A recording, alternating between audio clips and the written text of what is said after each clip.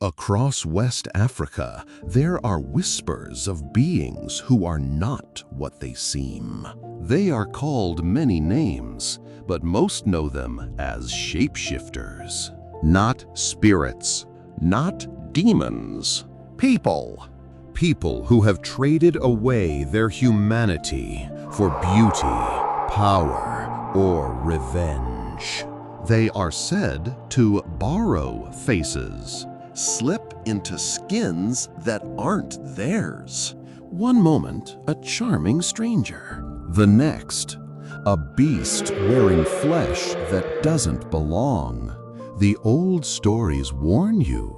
If you meet one at night, you won't recognize them until it's too late. Sometimes it's a beautiful woman dancing at the fire. Sometimes it's the sound of your loved one calling your name. And sometimes it's just glowing eyes in the dark. But what makes them terrifying is not just their form. It's their hunger. They feed on fear. They feed on flesh. And if one reveals itself to you, it means you've already been chosen. Some people say, shapeshifters don't exist. But after hearing Jukun's story, you might think twice. Jukun's encounter. Jukun traveled back to his hometown in West Africa for his uncle's burial. Because of last-minute plans, the only place he could find was a guest house on the edge of the village. When he paid, the old woman at the desk whispered, "Don't walk alone at night. Not here. Not on burial days." He laughed it off. Big mistake. The burial was massive, drums pounding, women singing, the heat of fire and dust thick in the air. And then he saw her, dancing, smiling, beautiful, striking, the kind of face you don't forget. But something wasn't right. She was standing by the fire, and there was no shadow where it should be.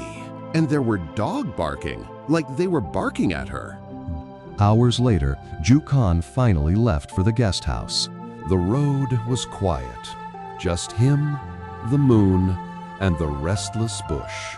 Halfway down the path, he felt it, that weight, like eyes burning into his back. He stopped, and the sound behind him stopped too. He turned. Nothing, just shadows. He kept walking, faster now. The steps behind him quickened. Then, breathing, rough, heavy, not human. And then he saw them. Eyes, yellow, glowing in the dark. Something stepped out, and his blood froze. It was her, the beautiful woman from the burial. Only now, her smile was too wide. Her skin stretched, like it didn't belong to her. Her legs bent backwards, and the sound she made, half growl, half laugh, shook him to his core. Panic took over. He remembered his grandmother's warning.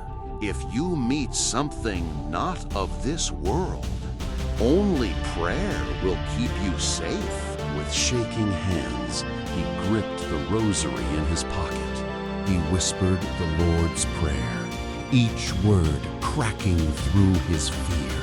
The woman hissed. Her face rippled. Beautiful one second, monstrous the next. Jukun didn't wait. He ran. He didn't stop until he reached the guest house. Door slammed shut.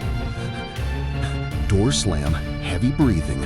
But all night, he heard scratching at the walls and a voice, soft, calling his name. At dawn, he told the elders. They weren't surprised. One said quietly, "You're lucky. You saw her and lived. They call them the borrowers of skin, not spirits, people. People who've given themselves to darkness for beauty, for power. If she showed herself to you, it means she chose you. Another leaned in closer. Pray she does not return for what she started. And Jukun? Even now, years later, far from that village, he swears. In reflections, sometimes he sees her face, smiling, waiting. So tell me, do you believe in shapeshifters? Because after hearing Jukun's story, I kinda do.